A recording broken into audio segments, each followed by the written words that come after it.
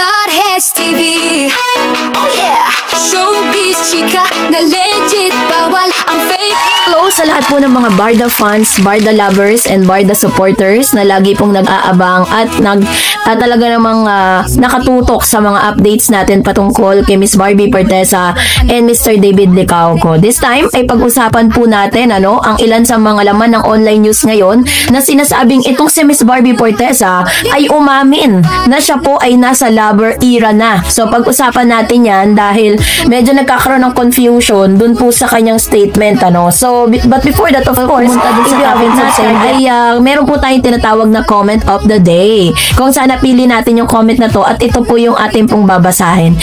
Ito pong si Miss Ego Moon Minatuko 70. Sabi niya, nagsimula ang Barda sa zero talaga, as in. Wala nang bardagulan talaga sila, pero kakaiba sila pag nagsama. Parang silang Vitamilk ng masa. Kahit lumalabas yung natural feelings nila, kasi yan ang sinasabi ng puso nila, hindi pilit ang chemistry, kaya sila tinanggap ng masa. Kahit ako na-inspired muli ako nang dahil sa kanila. Maniwala sa hindi sa totoo lang, kilig talaga ako. I love Barda. Sabi niya pa, naka David kong mismo na si Binibining Clay. Kami rin miss namin kayong dalawang Barda. Ayan.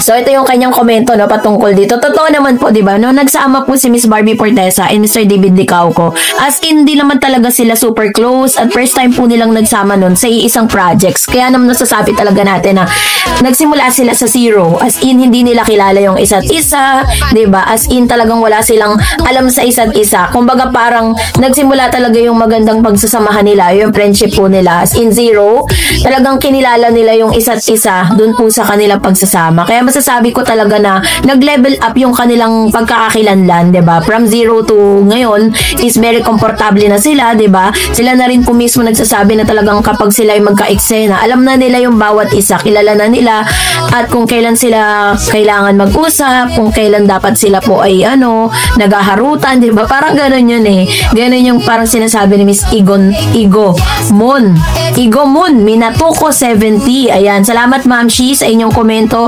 And of course, salamat din sa pagmamahal at pag-support ang binibigay ninyo para kay Miss Barbie Forteza and David Licauco. Tandaan ninyo, wala si Barbie at si David for without all of you. Kasi kayo po talaga ang naging kasangkapan. Kahit anong galing po ng isang artista, kung wala po mga supporters na katulad po ninyo, ay hindi rin naman po talaga, hindi rin naman talaga yan parang magiging successful yung kanilang mga sinasabing proyekto. Kaya naman maraming salamat po. Lahat po ng mga komento ninyo yung nababasa ko. Hindi ko lang po masagot isa-isa sa dami, Kaya namimili lang tayo talaga ng mga comments po ninyo sa comment section. So anyways, ito na pag-usapan natin kasi talaga namang pinag-usapan po ang ilan sa mga naging statement nitong si Miss Barbie Forteza. Talagang ito po ay nagkaroon po ng confusion sa lahat po ng mga Barda fans and Barda lovers. Parang sinasabi nila na ano ba talaga, So, meron pa nga nagsasabi, sige na, sabihin mo na yung totoo. Ano ba totoong gusto nyong malaman? Kasi kung tinatanong po ninyo, kung ano pong estado ng relationship ni Jameson Blake tsaka ni Miss Barbie Forteza, ang sabi lang po nilang, sagot nila is what you see is what you get. Kasi kung totoo talagang nagmamahalan kayo at totoo talaga na kayo ay in a relationship, bakit kayo mahihiya? Gayahin nyo po si Kayla tsaka si Daniel Padilla. They are really brave, na aminin. At talagang wala po silang pagde-deny na sinasabi, 'di ba? So, dito nga, ang dami pong magagandang review dito po sa Contrabida Academy. Sabi po diyan na talagang masasabi mo na highly recommended po siya sa lahat. So, ito na nga, dahil ito na po yung sinasabing Barbie Forteza sa lagay ng puso, feeling ko nasa lover era ako ngayon. Ayan. So, ito yung kanyang sinasabi patungkol dun po sa na talagang nagbigay ng confusion. Marami nagsasabi na Miss Barbie Forteza is happy now with Mr. Jameson Blake. Yan po yung sinasabi po nila. Tapos, ang sinanong po siya or tahasan po siyang tinanong ng mga question na ito, makikita natin na masaya naman si Barbie kasi kahit sino naman talaga, ma-happy kapag po sunod-sunod yung mga projects mo, hindi ka na si zero. Tapos po, ang gaganda pa ng review ng mga pinakita mong movie sa sunod-sunod na ginawa mong project. Kahit naman talaga sino ma-happy. Sabi dyan, game na sinagot ng Kapuso Primetime Drama Princess na si Barbie Forteza ang mga personal at nakakaintrigang tanong ng kanyang fans. Nangyari ito sa pasabog ng chika segment ng Kapuso Weekend musical variety show na All Out Sundays nitong nagdaang linggo. Bago mag-start ang Q&A session, nakiusap muna si Barbie sa kanyang fans na kabilang sa Barbinatics na please be kind to me, sabi niya. Super react din ng actress na makita ang mga fans na magpa-participate sa naturang segment. Naku, yung mga pinili nyo, my God, masyado nila akong kilala. Bakit sila? Bakit? Sabi ni Miss Barbie. Hirit pa ni Barbie, guys, live to ha. So yung unang tanong po, sabi dyan, since you are running era, ang tanong natin is kung tatakbo ka, kung sino ang gusto mo makita agad pagtawid mo sa finish line na isang lalaking hindi mo kadugo. So ito yung unang tanong. Tapos sinagot naman ito ni Barbie nang tumawa siya, tapos sabi niya, GMA Drama Revenge Series sa Beauty Empire, sabay dialogue ng gusto ko yung nilinaw niya yung isang lalaking hindi ko kadugo. Kasi baka daddy ko nga naman ang isagot ko. Ang brainy, sabi niya. Siyempre, lahat ng katakbo ko para lahat kami magse-celebrate talaga ng effort na tumakbo. Hindi lang lalaki, pati nanay, tatay, gusto mo tinapay, paliwanag pa ng dalaga. And then the next question is, ayan, so tinanong din siya kung sino yung pinaka mautak na kontrabidang nakatrabaho niya. Ang sinabi niya si Miss Jean Garcia dahil yun yung unang nakatrabaho niya sa Stairway to Heaven. Sa tanong, eto na nasa ang era na ngayon ang dalaga, feeling ko nasa lover era na sinundan niya ng hiyawan ng audience. Paglilinaw naman niya, in general, di ba, may kanta na, pero pinigilan na siyang mag-explain ng mga tao sa studio. At walang explanation. Sabi niya, di wala. Sabi, may nagtanong din na fan sa kanyang, totoo bang may nagpapaset sa kanya? Pero, syempre, hindi po diretsahang sinagot yan ni Miss Barbie Forteza. So, yun po yung mga nagpagulo ngayon sa mga Barda fans no, patungkol sa question na ito. Kasi ganito lang yan mga kapatid, mga mishino, nakikinig at nagmamahal kay Barbie. Ano na talagang medyo nasa Lito era tayo ngayon, diba? Sabi ko nga po sa inyo, at the end of the day, it's Miss Barbie Forteza will decide kung sino ba talaga yung pipiliin niya, kung sino ba talaga ang magpapasaya sa kanya. May mga times na nababasa ko po sa comment section, sinasabi nila na kahit sino pa ang mapili ni Barbie, talagang masaya sila para doon. Kasi yun naman talaga yung goal natin, yung sumaya si Barbie Forteza, sumaya si David Licauco. Pero syempre tayo bilang mga Barda fans, gusto natin silang dalawa yung magkatuluyan. Pero at the end of the day, it's Barbie and David Licauco's call kung sino ba talaga yung gusto nila makasama for the rest of their life, diba?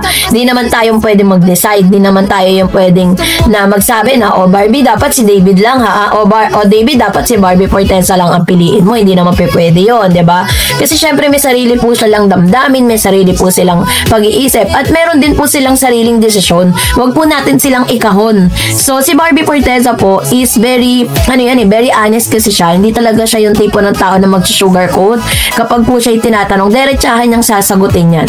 Pero this time, napansin ko lang na bakit hindi po niya direktang sinagot kung sino ba talaga yung sinasabi niyang lover era. Marahil may namumuo na po sa puso niya, no? Kung sino man yung lalaki na yun, maswerte siya. Dahil napakaswerte niya dito po kay Miss Barbie Forteza. Basta ako, kung ano po yung magpapasaya kay Barbie at kung ano yung magpapasaya kay David Licauco, mas magiging masaya po ako para sa kanila. Kasi, buhay po nila yan diba? Lahat naman po tayo gusto lang natin maging masaya. Pero katulad ng sinabi ni Barbie Forteza, hindi mo naman kailangan ng ibang tao para sumaya. Kasi happiness is a choice. So,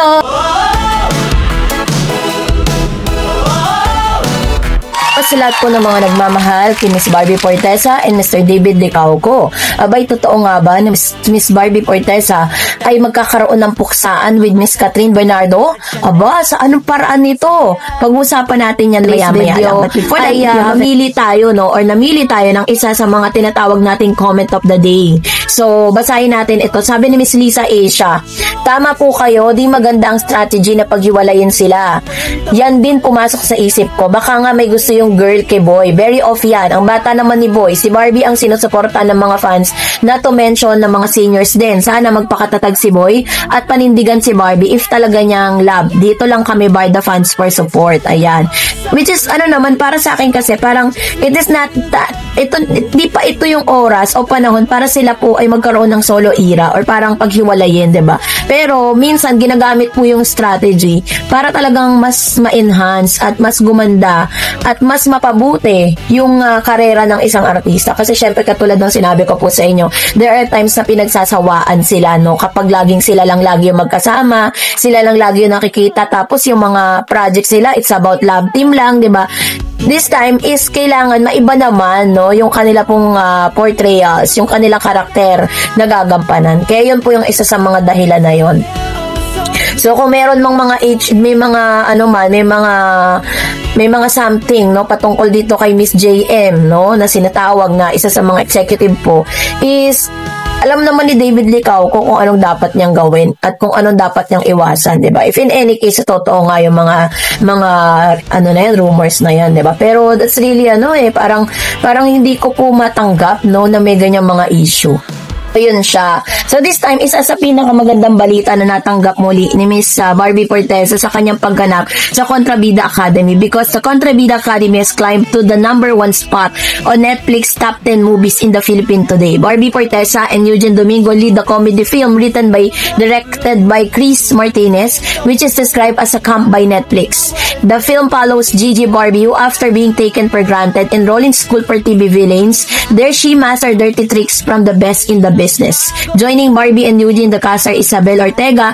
So talagang sineselebrate po ngayon ni Miss Barbie Forteza at ng ilang mga bida no or kontrabidas dito po sa nasabing Netflix na ito na talagang nag-number 1 po sila no, number 1 spot po sila dito po sa Netflix. Pero ninyo 'di ba kakalabas lang niya pero talaga ang dami nag-abang. Dito po natin nakita na talagang 100% sinuportahan po sila ng maraming mga Barda fans at talagang magpapasalamat tayo dahil grabe po yung support na binigay sa kanya ng mga Barda, ng mga Barbinatics at talagang hindi po talaga totoo yung sinasabi ng mga bashers, hindi raw panonoorin, ganyan.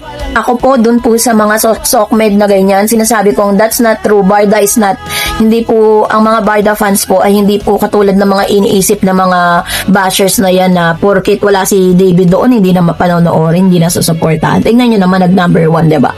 So anyways, yun nga, na kaya congratulations Miss Barbie Forteza dahil talagang Direk Chris Bernal and all other kontrabidas actors ay talagang nailabas nila yung pinaka-best nila dito po sa nasabing movie na ito.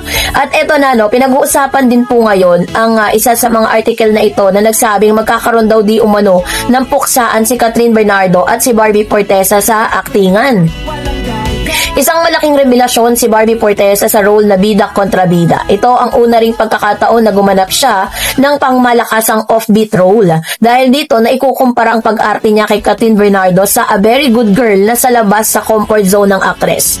Actually, kahit magkaiba ang genre ng kanilang mga pelikula, pero pagdating sa intensity ay pwedeng magbanggaan. Aba, magandang magandang idea to na pagsamahin sila, magpuksaan sila, 'di ba? Pareha silang kontrabida. Aba, maganda to. Sabi dyan, magkaiba nga daw di umanong genre ng kanilang mga pelikula, pero pagdating sa intensity ay pwedeng magbanggaan. Dahil sa papuring tinanggap ni Barbie sa acting niya sa bago niyang movie, hindi naman may iwasan ng mga netizen na ihambing siya kay Catherine. Ito ang ilan nilang komento na nagkaroon ng puksaan sa acting ni Catherine at Barbie. Kung wala siyang mapanalunan na award dito, ewan ko na lang, sabi niya. Si Catherine Bernardo nga ba, may nakuwang award sa performance niya sa A Very Good Girl, kahit mediocre lang naman ang aktingan niya doon. Mas may grit talagang atake ni Barbie dito. Pumapalakpak kayo. Yeah! Yes, queen! Ha, nakakatawa. Mahusay talaga si Barbie sa aktingan nga be. Dapat masikat to eh. Can you imagine Catherine be pulling that off? Parang mas okay kung si Barbie ang nag-lead sa A Very Good Girl. Mas bagay nga siya sa role. What if siya yung gumanap na Very Good Girl at hindi si Kat? I think mas mabibigyan ng justice yung pelikula. Ang galing, hindi OA. I wanted to love Catherine Bernardo as Very Good Girl, pero hindi talaga incomparable sila. Ang galing ni Barbie dito, though never a fan of her. Siguro mas nabigyan siya ng justice nung A Very Good Girl if siya ang gumanap. Wag namang pagkumparahin, magkaiba naman ang genre nila. I salute Catherine Bernardo and Barbie Forteza for doing roles that are out of their comfort zone. Both are intense and talented actors. Sana magsama sila sa isang project. Yes, it would be an acting coup. So yan po yung ilan sa mga sinabi ng mga netizen Para naman sa akin, kasi may kanya-kanya po silang galing. Si Miss Catherine kasi sobrang ang dami na po niyang na-achieve at talagang magagaling po ang pagganap ni Miss Catherine Bernardo dito po sa nasabing mga ginaganapan niyang role. Ang pagkakamali lang talaga ng GMA is hindi sila nag-invest masyado dito kay Miss Barbie Ngayon lang naman talaga nila binibigyan ng mas magagandang projects. Dati kasi parang lang siya, parang mga supporting roles, diba? Nabibigyan man siya ng mga role na hindi naman bagay sa kanya. So this time, Sa tagal na rin siguro ni Miss Barbie Fortesa sa showbiz, dito nila nakita yung other side of Miss Barbie Fortesa. Pwede pala siya, magaling pala siya bilang isang kontrabida. Why not bigyan siya ng magandang project na kontrabida siya kasama si David Licauco. Tapos si David po yung magiging parang lead role na parang kinakawawa ni Barbie. Tapos ang ending sila rin pala magkakatuluyan. Why not? Di ba pwede yun eh? Kasi ang laging binibigay sa kanila mga drama roles eh. Pwede naman pala talaga itong si Barbie na maging isang kontrabida. Pero doon naman po sa usapin na parang pino-compare. Kasi kahit po magtanong kayo kay Miss Barbie Fortesa, kung tatanungin nyo siya kung ano masasabi niya, na kino-compare siya kay Miss Catherine Bernardo, ano po yun, hindi niya rin papayagan kasi alam niya na milya-milya po ang layo nilang dalawa, no? Medyo marami na ring narating itong may ibang journey po yung narating ni Miss Catherine, iba din po yung journey na narating naman ni Miss Barbie Fortesa. Kaya it's really unfair to parang magkaroon ng comparison, diba? Kasi magaling si Catherine, magaling din si Barbie on their own, kung paano nila i-portray yung mga character. Kaya maganda yon, bigyan nila ng project si Barbie, si David Licauco, tsaka si Miss Catherine Bernardo. Tatlo sila, diba? Why not? Ang ganda nun. So, isang project. At syempre, sabi nga ni David, isa sa mga pangarap niyang makasamang actors din si Miss Catherine Bernardo, diba? So, why not? Pagbigyan, diba? Tingnan natin. At alam niyo, kapag po kasi talagang first time niyo makakasamang isang actress, very challenging yan sa isang artista. Kaya yun po yung abangan natin. Okay? So, kayo po, anong yung saloobin patungkol dito? Mag-comment kayo sa comment section. And that's it for today. For more videos and updates, please don't forget to like and subscribe, and please don't forget to follow my Facebook page, Dar Eds TV. God bless everyone!